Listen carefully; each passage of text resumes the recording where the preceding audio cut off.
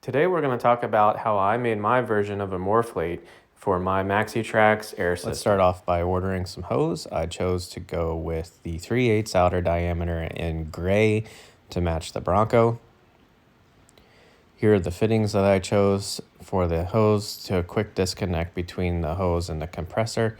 I really like this setup. And I chose these grip locks for the valve stems. Next, we're going to order a bulb valve to let the air in and out of the compressor.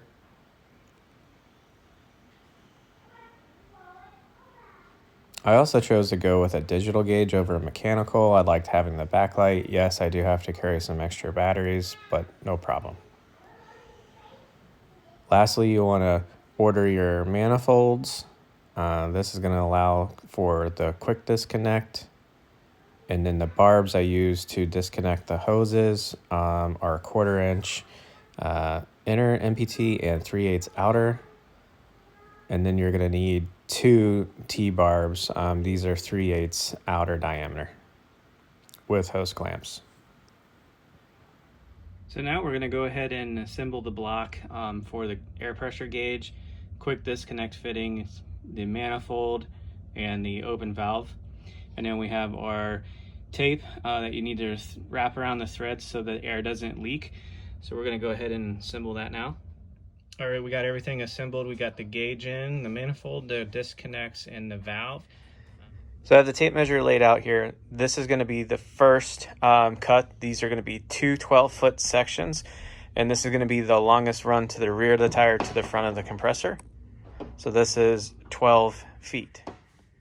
Here is the 2 3-foot sections.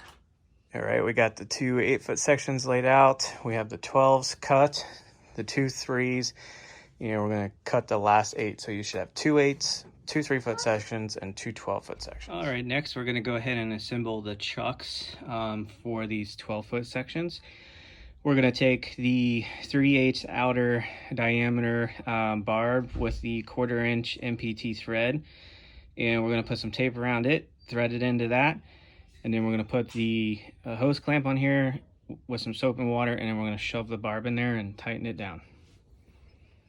So what I did off camera, just so you didn't see and waste of time, I did tighten these down, and this is the 2 12-foot sections. They're going to run to the rear of the tires, and then what I'll do is I'll split the hose and run the 3-foot section. So we'll go ahead and show you how to do that next. Okay, we got the 2 3-foot sections assembled.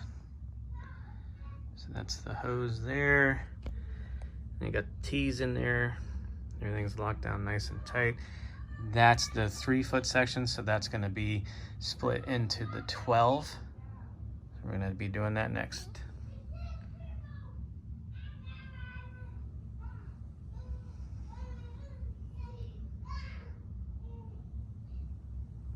And if you've never seen these type of fittings, they're just gonna pull these back. You hear them nice and click. Then they'll lock onto the valve stem. Real nice and tight. Kind of hard to do with one hand.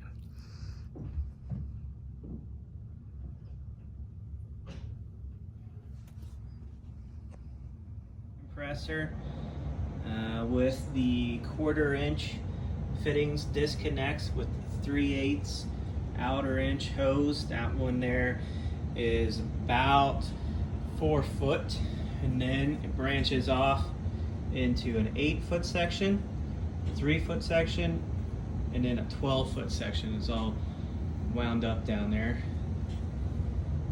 Here's the block with the valve. The valve allows the air to come in and out, and then we have the digital gauge in there with the disconnects, so we can take this thing apart and put it in a bag nicely. But here it is, finished product for the Bronco. And what we're gonna do is we'll test this when it's not so windy outside. We're having some bad storms. So here it is. This connects here for the rear tires. Same disconnects for the front.